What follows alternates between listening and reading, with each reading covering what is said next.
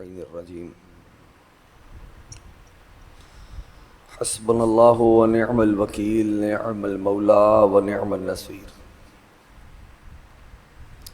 بسم الله الرحمن الرحيم الحمد لله الذي لا يبلغ مدحه القائلون ولا يحصي نعمه العادون ولا يعدي حقه المجتهدون الذي ليس لصفته حد محدود ولا نعت موجود ولا وقت معدود ولا عجل ممدود فطر الخلائق بقدرته ونشر الرياح برحمته والصلاة والسلام على أشرف الأنبياء والمرسلين خاتم النبيين سيدنا ومولانا أبي القاسم محمد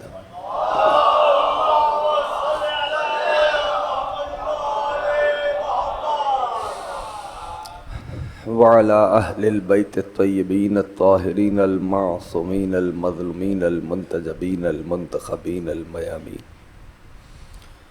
أما بعد فقد قال الله سبحانه وتعالى في محكم كتابه بالفرقان الحميد وقوله الحق وهو أصدق الصادقين بسم الله الرحمن الرحيم إن الله اصطفى آدم ونوحا وعلى إبراهيم وعلى عمران على العالمين درود بھیجے مل کے محمد وآل محمد.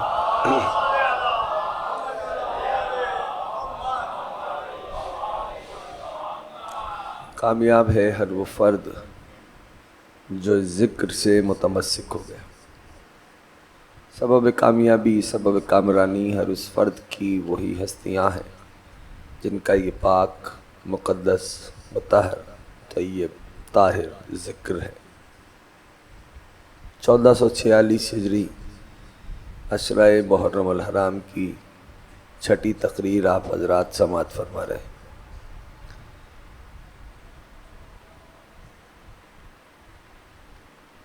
بس ابتدائی میں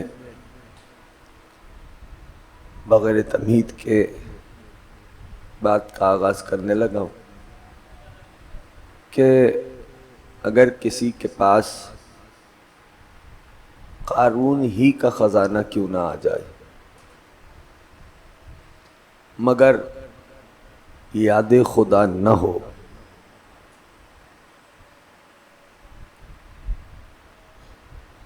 دل مطمئن نہیں ہوتا. لیکن اگر کسی کے پاس صبر کی دولت ہو، قناعت کی دولت ہو، تو وہ شخص فقیر ہو کے بھی ابو ذر دکھائی دیتا ہے. یاد رکھیے بہت ساری ہستیاں ایسی ہیں کہ جن کی آل محمد نے تربیت کی، اور پھر جو اپنے مولا کے عشق میں اتنا فنا ہو گئے کہ کسی کو منا اہل البیت کی سند مل گئی، یعنی کوئی سلمان بن گیا، کوئی ابو ذر بن گیا، کوئی حبیب کہلایا، کوئی میثم بنا، کوئی مقداد بنا. حضرت مقداد، ان کے بارے میں نبی آخر الزمان کا وہ فرمان ہے، یاد رکھیں.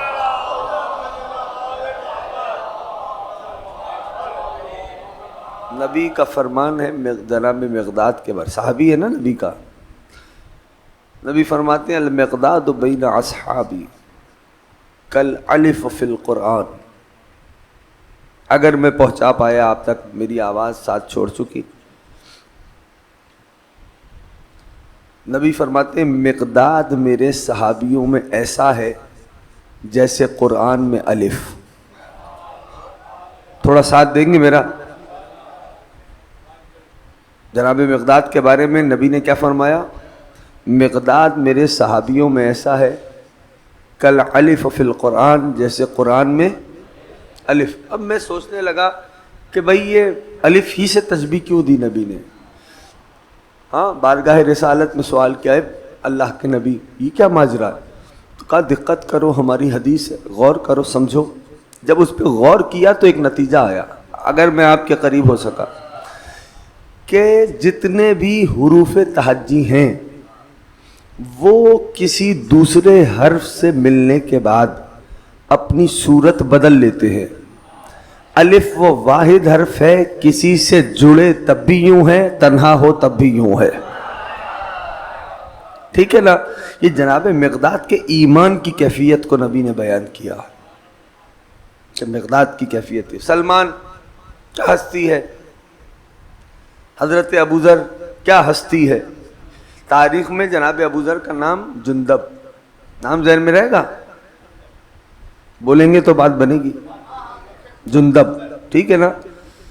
اور جناب ابوذر کے بارے میں یہ بات لکھنے والوں نے لکھی ہے، جس زمانے میں حدیث کے بیان کرنے پہ پابندی تھی، حدیث کے بیان، اس زمانے میں بھی جناب جندب پوری طاقت و قوت کے ساتھ حدیث کو بیان کرتے تھے۔ کیوں حدیث کے بیان کرنے پہ پابندی کیوں؟ کہ حدیث کے بیان کرنے پہ پابندی اس لیے تھی کہ اگر حدیث بیان ہوگی تو لا محالہ علی کے فضائل بیان ہوں گے، تو اس لیے زمانے ایسے آئے کہ جس میں حدیث کے بیان پہ پابندی۔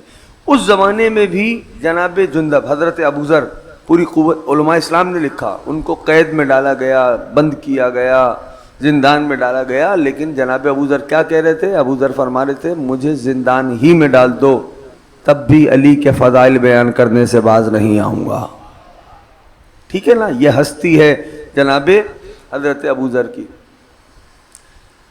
نبی نے حضرت سنیں گے اسی بات کو بڑھاؤں یا بدلوں؟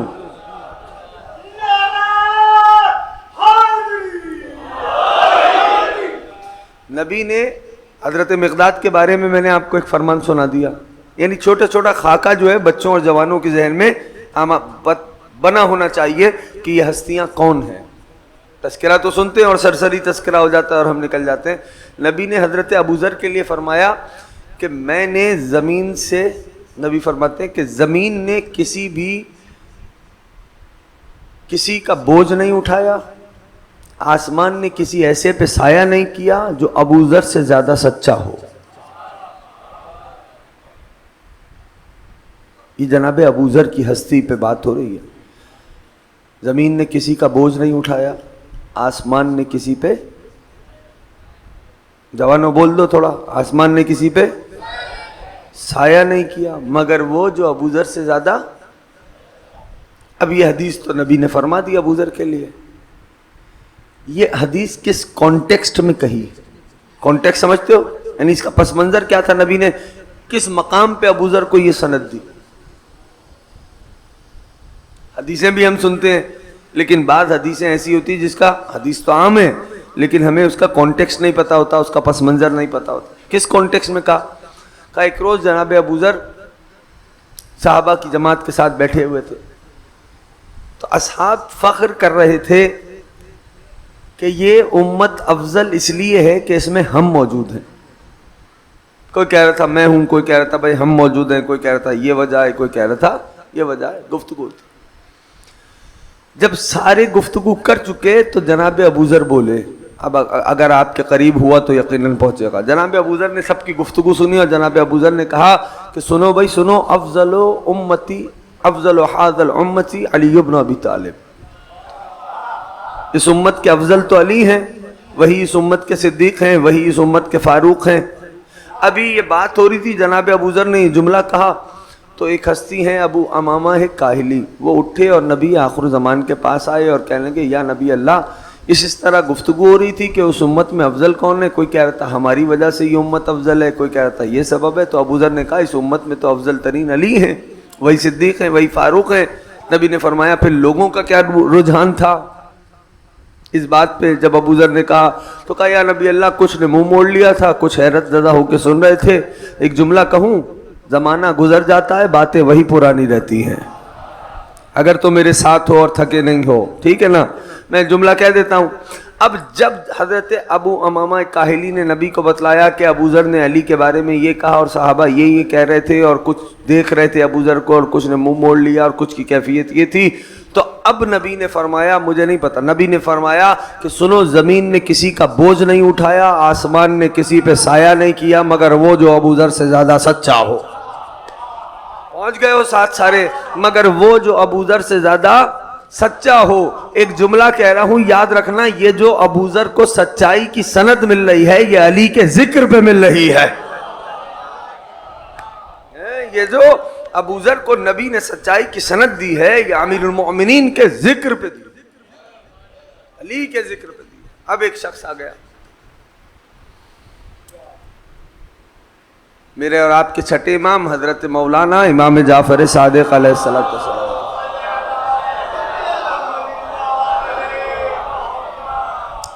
مولا کے پاس آیا، نام ہے عباد ابن صہیب، کہنے کا فرزند رسول ایک سوال لایا ہوں۔ مولا نے فرمایا پوچھو۔ کہا فرزند رسول، آپ کے جد کی حدیث ہے کہ زمین نے کسی کا بوجھ نہیں اٹھایا، آسمان نے کسی پہ سایہ نہیں کیا مگر وہ جو ابو ذر سے زیادہ سچا ہو۔ تو فرزند رسول، زمین پہ تو آپ اہل بیت بھی موجود ہیں۔ سوال واضح ہو گیا؟ ہوا تو ٹھیک ہے، نہیں تو واضح کرو۔ ہو گیا؟ کہا زمین پہ تو آپ اہل بیت بھی موجود ہیں، ہوا افضل ام انتم اہل البیت، ابو ذر افضل ہے یا آپ اہل بیت افضل ہیں؟ امام مسکرائے، اور مسکرانے کے بعد میرے مولانا نے ایک سوال کیا، ابن صہیب کم شہور السنہ، یہ بتا سال میں کتنے مہینے ہوتے ہیں؟ کہنے کا فرزند رسول سال میں 12 مہینے ہوتے ہیں۔ مولانا نے فرمایا اچھا ابن صہیب یہ بتا حرمت والے کتنے مہینے ہیں؟ کہنے کا 4 حرمت والے مہینے ہیں۔ مولانا نے فرمایا ابن صہیب یہ بتا ان 4 حرمت والے مہینوں میں ماہ مبارک رمضان بھی شامل ہے؟ کہنے کا فرزند رسول ماہ مبارک رمضان تو حرمت والے مہینوں میں شامل نہیں ہے۔ تو مولانا نے فرمایا پھر یہ بتا ان 4 حرمت والے مہینوں کی قدر زیادہ ہے یا رمضان میں شب قدر کی اہمیت زیادہ ہے؟ کہنے لگا فرزند رسول شب قدر کا مقابلہ تو کوئی بھی نہیں کر سکتا۔ مولانا نے فرمایا بس ابن صہیب یاد رکھ، ہم اہل بیت کی مثال بھی ایسی ہی ہے، کسی کے کتنے فضائل بیان ہو جائیں ہم اہل بیت کی قد کو پہنچ نہیں سکتا، ہم اہل بیت کی فضیلت کو چھو نہیں سکتا۔ یہ آل محمد ہے، آل محمد۔ یہ ہستی کس کی؟ جناب حضرت ابو ذر کی ہستی ہے، جس کو نبی نے سچائی کی سند دی۔ یہ قوت ہے، زمانہ کیسا بھی ہو، ماحول کیسا بھی ہو، اپنے آپ کو انسان اس ماحول میں ڈالے۔ پھر اسی طرح ایک ہستی ہے جناب میثم کی ہستی۔ کیا ہستی ہے میثم کی؟ جناب میثم تھے اسدیہ عورت کے غلام، علی نے خریدا، آزاد کیا۔ جناب میثم نے امیر المومنین سے علم حاصل کیا، امیر المومنین کے بعد جناب میثم نے حضرت حسن و حسین سے علم حاصل کیا۔ جانتے ہو مولا نے میثم کو کیا پڑھایا تھا؟ جانتے ہو مولا نے کیا پڑھایا تھا میثم کو؟ مولا نے جناب میثم کو علم بلایا، علم منایا سکھائے تھے۔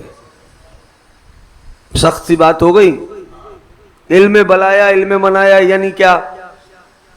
آسان کر کے کہوں تو کاش میں آپ تک پہنچا سکوں، علی نے میثم کو یہ پڑھایا تھا کہ ہر ذی روح کو موت کیسے آئے گی۔ پسند نہیں آ رہی بات تو بدل دیتا ہوں، واقعہ نبی بھی موقع ہے، بتاؤ وقت ہے میرے پاس۔ ہر ذی روح کیسے مرے گی علی نے میثم کو بتایا تھا۔ نہیں پہنچے؟ آپ جوانوں کو ساتھ لیتا ہوں، یعنی ہر ذی روح کیسے مرے گی۔ یاد رکھو جب ابن زیاد کے دربار میں میثم کو اسیر کر کے لایا گیا نا، تو جناب میثم نے کہا کہ ہاں میں جانتا ہوں، میرے مولا نے مجھے بتلایا تھا کہ ایک بدنہاد بد نسب مجھے سولی پہ چڑھائے گا، میری زبان کو منقطع کرے گا۔ تو وہ کہنے لگا ہیں علی نے یہ بتلایا تھا، ابھی میں علی کا قول جھٹلاتا ہوں۔ نہیں پہنچے؟ کہنے لگا ابھی علی کا قول جھٹلاتا ہوں۔ میثم مطمئن کھڑا ہو کے کہنے لگا او ابن زیاد، اگر تو کہتا نا کل قیامت ہوگی تو شاید میں سوچ لیتا، تو کہہ رہا ہے علی کا قول جھٹلائے گا۔ غریب دہرا سلامت رکھے۔ تو کہہ رہا علی کا قول جھٹلائے گا؟ کہا میرے مولا نے بتلایا تھا کہ میں ایسے مروں گا۔ کہا اچھا اور کیا بتلایا؟ اب میسم کا جملہ ہے، یاد رکھنا، کہنے لگے میرے مولا نے تو یہ بھی بتلایا ہے کہ تو کیسے مارا جائے گا۔ اور جو ہے یہ ہے ہستی، یعنی کتنا بڑا ظرف چاہیے اس علم کے لیے، آسان ہے؟ کتنا بڑا ظرف چاہیے کہ کون کیسے مرے گا، میسم نے بتلایا، علی نے میسم کو پڑھایا۔ اچھا اب ایک وقت ہے، میں بس وہ وقت یاد دلاتا ہوں پھر آپ کو سمجھ میں آئے گا۔ اندھیرا اتنا تھا کہ ہاتھ کو ہاتھ سجائی نہیں دے رہا تھا۔ رات کے اندھیرے میں مولا میرے امیر المومنین سردار چل پڑے، تو میسم علی کے پیچھے ہو لیے۔ ابھی مولا پیچھے پلٹے نہیں، پیچھے پلٹے نہیں، میں آواز دی میسم میرے پیچھے کیوں آیا ہے؟ ہاتھوں کو جوڑا، کہا مولا زمانہ اتنا پرآشوب ہے، دشمن تیرے کئی، اگر کسی نے کچھ کر دیا تو پھر؟ اب امیر المومنین نے فرمایا میسم تو مجھے نظر آنے والے دشمنوں سے بچائے گا یا نظر نہ آنے والے دشمنوں سے بچائے گا؟ میسم نے ہاتھ جوڑے، کہا یا علی آپ کے سوالوں کا جواب میرے پاس نہیں، میں آپ کی محبت میں آپ کے پیچھے آ گیا۔ اچھا میسم آ گیا تو چلو، دیکھو علی کا لائق شاگرد ہے، علی کا لائق شاگرد ہے، آ گیا میسم تو چلو چلے۔ میسم فرماتے ہیں مولا بہت دور ایک صحرا میں لے کے گئے اور ایک خط کھینچ دیا، خط تو سمجھتے ہیں نا، ایک دائرہ ایک سرکل بنا دیا، اور مولا نے جناب میسم سے کہا اب اس میں کھڑے رہو، اس سے باہر نہیں آنا، اس دائرے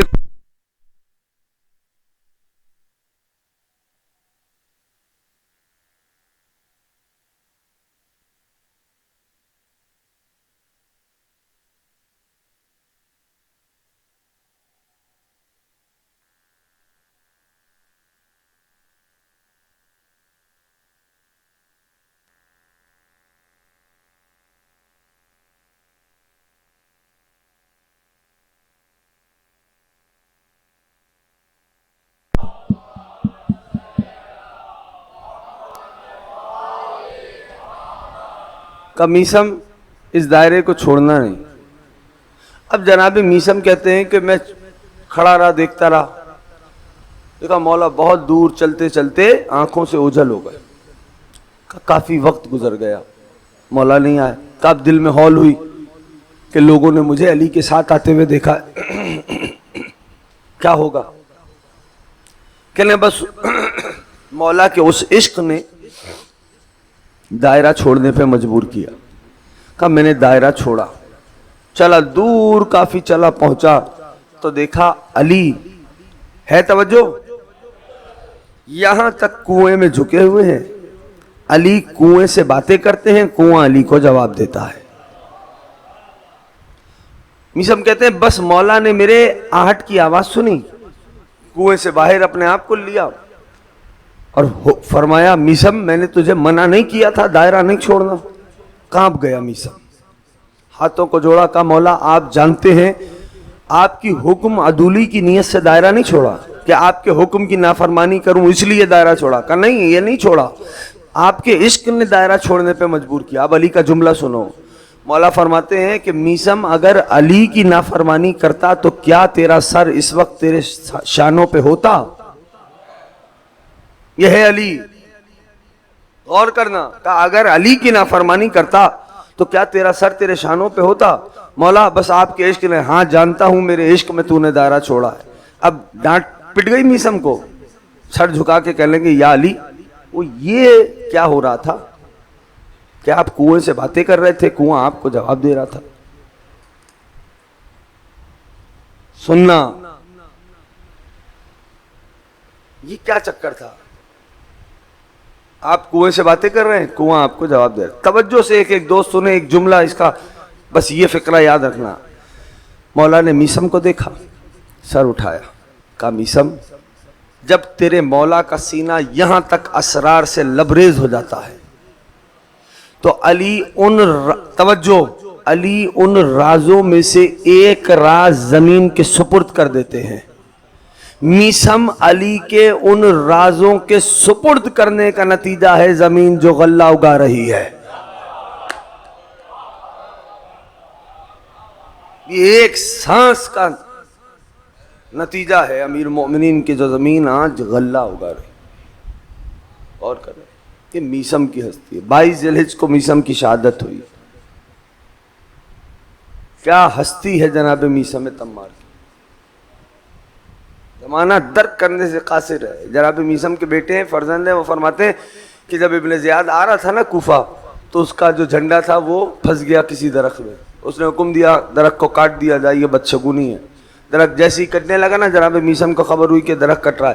میسم نے اپنے بیٹے کو بھیجا, کہا دیکھو اس کی لکڑی کس کارپینٹر کے پاس جاتی ہے, جاؤ ادھر اور اس سے جا کے 3 تختے, اس درخت کی لکڑیوں کے 3 تختے کرواؤ, فلاں تختے پر میرے نام کی کیل کو ٹھکوا دو. میسم کے بیٹے کا نام ہے یحییٰ. یحییٰ روایت کرتے ہیں کہ جب میرے بابا کو سولی چڑھی تو میں نے دیکھا وہی تختہ تھا جس پہ بابا نے نام کی کیل ٹھکوائی تھی. اور کر رہے ہیں, یہ آسان باتیں نہیں ہیں. مولا چل رہے ہیں, واقعہ سنا ہوا ہے, میں تو بس نتیجے دے رہا ہوں. مولا چل رہے ہیں, میسم کے ساتھ ایک چھوٹا سا پودا آ گیا. علی نے آئے سرد لی. میسم نے کہا مولا خیریت ہے؟ کہنے لگا ہاں میسم, جب یہ درخت بن جائے گا نا تو تجھے اس پہ پھانسی دی جائے گی. یہ اسی درخت کی. اب کیا ہوتا, مجھ جیسا کوئی آدمی ہوتا کیا کہتا؟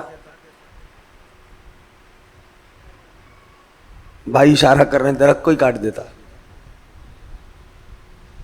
کم سے کم یہ تو بولتا نا مولا آپ تقدیر بدلنے پہ قادر ہیں, میں نے ایسے نہیں مرنا. سنو سنو علی کا ناز سنو پہلے. آج بہت ڈیفرنٹ موڈ سے تقریر ہو رہی ہے. علی کا ناز سنو. مولا ناز فرماتے ہیں یہ ہے نا, یہ نظر آ رہا ہے, یہ کہلاتی ہے ایک پور. سب جانتے ہو نا پور. اس کو اگر 3 حصوں میں بانٹ دیں تو ایک حصہ اس کا ارب کہلاتا ہے. یاد رہے گا کیا کہلاتا ہے؟ ارب. شاباش, ارب. اب مولا کا ناز سنو. مولا فرماتے ہیں اگر مومن کو ارب ہی میں تقسیم کیوں نہ کر دیا جائے تب بھی علی کی محبت سے باز نہیں آئے گا. یہ ناز ہے میرے مولا کا, ٹھیک, مومن پر. اب میسم جب یہ درخت بنے گا نا تجھے اس پہ پھانسی دی جائے گی. اب میسم یہ نہیں کہتے مولا میں نے ایسے نہیں مرنا. میسم کی ہستی بتاؤں, جو گئے ہو مسجد کوفہ, جنہوں نے زیارت کی ہے, جسے مولا نے شرف دیا ہے, جو نہیں گئے ذکر کے تو فعل ابا عبداللہ سب کو اپنی زواری کا شرف نصیب فرمائے. مسجد کوفہ میں 7ویں ستون پہ میرے مولا نماز پڑھتے تھے. ٹھیک ہے, توجہ کر لینا. اور جب وہاں پر علی نہیں ہوتے تھے تو میسم نماز پڑھتا تھا. یہ ہے ہستی میسم تمار کی. ٹھیک ہے, جب درخت بن گیا درخت کا پھانسی دی جائے گی. اب میسم کا سوال سنو, مولا ویسے پھانسی کیوں دی جائے گی؟ کہا میسم ایک بدنہاد بدنسب کہے گا علی سے بیزاری کر. میسم مچل کے رہ گیا, مولا میں اور آپ سے بیزاری. اب علی کا وہ ناز یاد رکھنا, مولا اگر مجھے ارب میں ہی تقسیم کیوں نہ کر دیا جائے تب بھی تیری محبت سے باز نہیں آؤں گا. ویسے مولا اب یہ جو جملہ ہے نا جس کے لیے میں نے ساری تقریر پڑھ دی آپ کے سامنے, یہ جو جملہ, اس جملے کے لیے سب بھول جانا, یہ یاد رکھنا. کیا کہتے میسم, مولا جب مجھے سولی چڑھایا جا رہا ہوگا بسلامت دینی, میرا دین تو سلامت ہوگا. یہ ہے امپورٹنٹ بات, ایسی باتوں پہ بولا کرو, یہ ہے مہم. دین کی حفاظت دیکھ رہے ہو, مولا میرا دین تو سلامت ہوتا. ہاں میسم ٹھیک ہے مولا, پھر کوئی پرواہ کوئی نہیں. اب میسم کا یہ روٹین تھا, توجہ کرنا, میسم کا یہ روٹین تھا کہ میسم اس درخت کو پانی دیتے تھے. یہ تو سب سے سنا ہے نا. اب اگلا جملہ مجھ سے سن لو. ایک جملہ درخت سے کہتے تھے اور وہی نماز بھی پڑھتے تھے. جانتے ہو کہتے کیا تھے میسم؟ سن, تو پل رہا ہے میرے لیے, میں پل رہا ہوں تیرے لیے. یہ جناب میثم کی ہستی ہے. اور جب میثم نے کہا نا مولا پھر تو خیر ہے 1000 بار یہ کام کیا جائے، کوئی مشکل ہی نہیں، اگر دین سلامت ہے، علی کی محبت میں سولی پہ چڑھایا جا رہا ہوں، اس سے بڑی سعادت کی کوئی بات ہی نہیں. جب علی نے میثم کی زبان سے یہ جملہ سنا نا تو علی نے جناب میثم کے سینے پہ ہاتھ رکھا، کہا میثم تیرے دل میں ہماری یہ ولا موجود ہے، تجھے صلہ ہم یہ دیتے ہیں انتا معی فی درجتی، تو میرے ساتھ میرے درجے پر ہوگا. یہ ہے میثم، تو میرے ساتھ میرے درجے پر ہوگا. یہ ہے عشق علی کی کیفیت کہ اگر علی سے محبت کرو تو کیسے محبت کرو. جب میثم کے روزے پہ جاؤ تو جناب میثم سے بس ایک پہلو مانگنا، عشق علی کا طریقہ بتلا دو. میثم سکھلائیں گے کہ علی سے کیسے محبت کی جاتی ہے. ہاں عزیزوں، 6 محرم ہے. تذکرہ تو مجھے آج ایک علی ہی کا کرنا ہے. جو بے اولاد ہے نا، جو بے اولاد ہیں، ہر 9 رجب کو منت مانیں کہ وہ جناب علی اصغر کی نظر کرائیں گے اور ایک چھوٹی سی محفل کریں گے ہر 9 رجب کو، اور اس کو جاری و ساری رکھیں گے جب تک زندہ رہیں گے. چھوٹی سی محفل، اللہ باب الحوائج کے صدقے ان کی جھولیوں کو بھر دے گا. عزاداروں، ایک جملہ کہتا ہوں، اگر سمجھ گئے تو یہی مصائب ہوگا. کربلا کا سب سے وزنی تیر کربلا کے سب سے چھوٹے سپاہی پہ چلایا گیا تھا. باب الحوائج کا ذکر ہے، بخل نہ کرنا. عزاداروں، تاریخ یہ بات بیان کرتی ہے جب کوئی نہ رہا، کوئی نہ رہا تو غریب زہرا نے استغاثے کی صدا کو بلند کیا اور آواز دی حل میں ناصرن انصرنا، ہے کوئی جو میری مدد کرے. غریب زہرا کی صدا بلند ہونی تھی کہ خیموں سے مستورات کے رونے کی آواز آئی. اب عبداللہ خیمے میں وارد ہوئے، فرمایا بیویوں میں ابھی زندہ ہوں. شہزادیوں نے ہاتھوں کو جوڑا، فرمایا سردار جب آپ استغاثے کی صدا کو بلند کرتے ہیں نا، اصغر اپنے آپ کو گہوارے سے گرا دیتے ہیں. اب عبداللہ نے فرمایا او میرا باپ لائیے میں انہیں پانی پہ لاؤں. کیا ماں ہے کربلا کی ماں عزاداروں، کیا ماں ہے کربلا کی ماں. خدا جانے کیا دیکھ رہی تھی مادر علی اصغر کہ اپنے شیرخوار کو سفید لباس میں ہمادہ کیا. ہائے کر کے رونے والوں، امام زمانہ تم سے راضی رہے، تمہارے چھوٹے چھوٹے بچے حسین کے بچوں کے صدقے آباد و شاد رہے. عزاداروں، تاریخ کہتی ہے سفید لباس میں آمادہ کیا شہزادی نے، اب عبداللہ کے سپرد کیا. اگر اتنا سا بھی سینے میں دل دھڑکتا ہے نا تو اس باب الحوائج کے ذکر پہ آنکھ نم ضرور ہو جائے گی. آغوش میں لیا مولا نے، سینے سے لگایا، خیمے سے باہر آ. کربلا کا تپتا ہوا صحرا تھا. بس جیسے ہی باہر آئے نا، غریب زہرا نے، سورج کی کرنیں تھیں، غریب زہرا نے اپنی ابا کو شہزادے پہ ڈال دیا. حسین لے کے چلے، پہنچے تو جملہ رونے کے لیے کافی ہے. پہنچے نا جب وہاں فوج اعداء کے سامنے تو غریب زہرا نے فرمایا جو دشمنی غلط ہی صحیح تمہاری مجھ سے ہے، میرے اس 6 مہینے والے نے تمہارا کیا بگاڑا، 3 دن کا پیاسا ہے. ہائے کر کے رونے والوں، مادر اصغر تم سے راضی ہوں گی، 3 دن کا پیاسا ہے. فوج اعداء میں کوئی حرکت نہیں ہوئی. غریب زہرا نے توقف کیا. باپ کا دل رکھتے ہو نا سینوں میں، رکھتے ہو نا؟ غریب زہرا نے جلتی ہوئی ریت پہ اپنے 6 مہینے والے کو لٹا دیا. بس لیٹانا تھا، ریت تپ رہی تھی. شہزادے نے ایڑیوں کو رگڑنا شروع کیا. تڑپ کے غریب زہرا نے اصغر کو آغوش میں لیا. بلا تشبیہ یوں بلند کر کے فرمانے لگے، اصغر آپ بھی حجت خدا کے بیٹے ہیں، ان پہ اپنی حجت کو تمام کر دیں. عزیزانو بس یہ جملہ غریب زہرا کا کہنا تھا کہ شہزادے نے ننھی سی زبان خشک ہونٹوں پہ پھیرنا شروع کر دی. فوج آدھا منہ موڑ موڑ کے رونے لگی. عزیزانو تاریخ گواہ ہے، تاریخ یہ کہتی ہے ہرملا سے عمر سعد نے کہا ہرملا اقطع کلام الحسین، ہرملا حسین کے کلام کو قطع کر دے.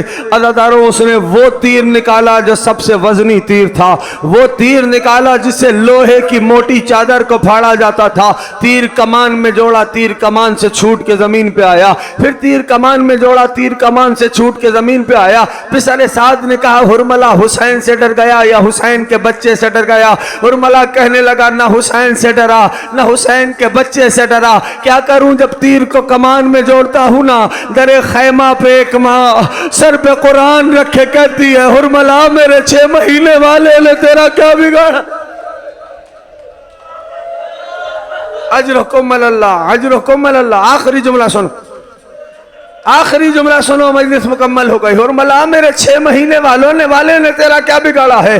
عزیزانو جانتے ہو تاریخ کربلا گواہ ہے اس سے زیادہ وزنی تیر کوئی اور چلایا ہی نہیں گیا. عزیزانو تیر سے شعبہ تھا. ایک مرتبہ ہرملا نے تیر کو کمان سے چھوڑا، شہزادے نے گلو مقدس پہ لیا، ارے گلو سے آر پار ہوا، اب عبداللہ کے بازو میں لگا.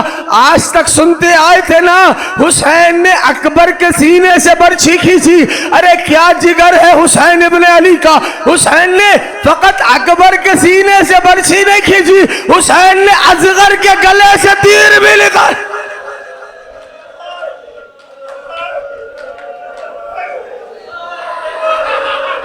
ماتم حسین.